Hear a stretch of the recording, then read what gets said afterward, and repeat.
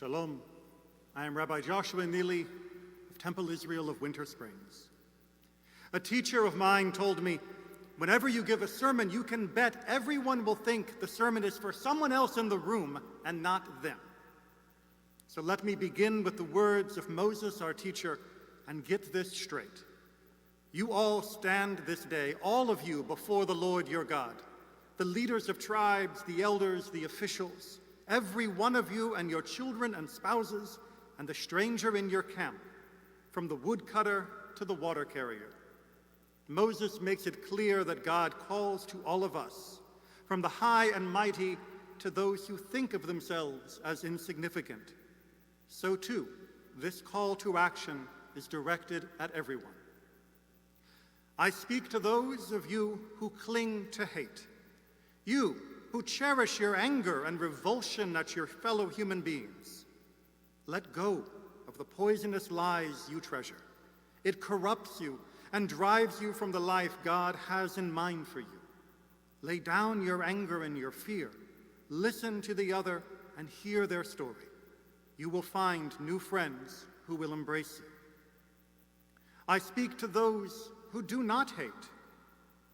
Do not rest on your laurels in smug satisfaction that you are not like them. To not hate is the bare minimum God demands. You can do better. Rally around all those who are hated or attacked. Do not defend only yourself and those most like you. Speak out against all injustice. Comfort all who cry. You are your brother's keeper, and all people are your brothers.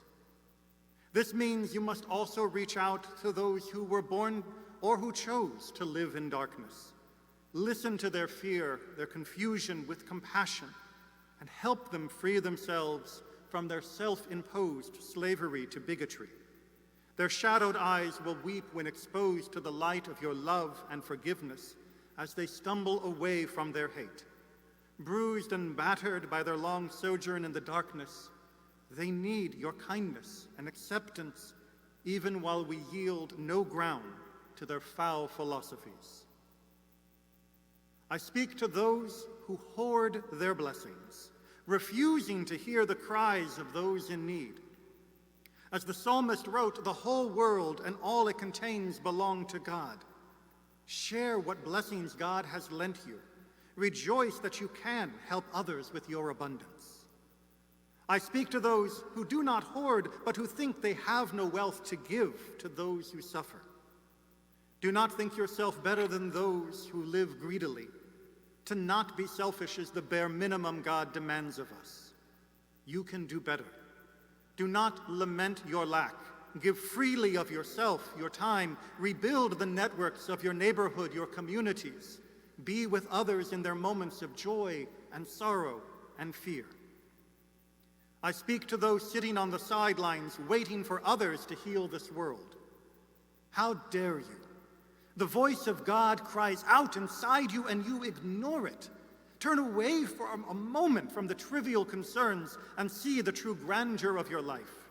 Realize that your power is enough to change this world. I speak to those who are ready to give up, to those who are exhausted, to those who despair that humanity will ever transcend hate and bigotry, selfishness and greed, fear and violence. How dare you? In the last 100 years, we have come closer to the vision of the prophets than at any other point in history. In the last 100 years, brave people around the world, such as Dr. Martin Luther King Jr., whom we honor today, have labored, fought, and won great battles that have given people like me and my children not only a better life, but hope for an even better world. They did so at the cost of their careers, their leisure, their comfort, their security, and sometimes their lives. Now we must build upon their foundations.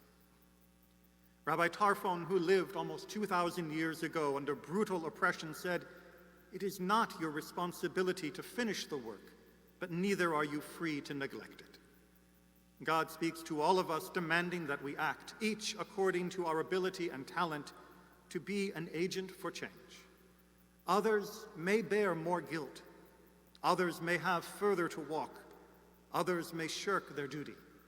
But nothing can free us from our own obligations except our own actions.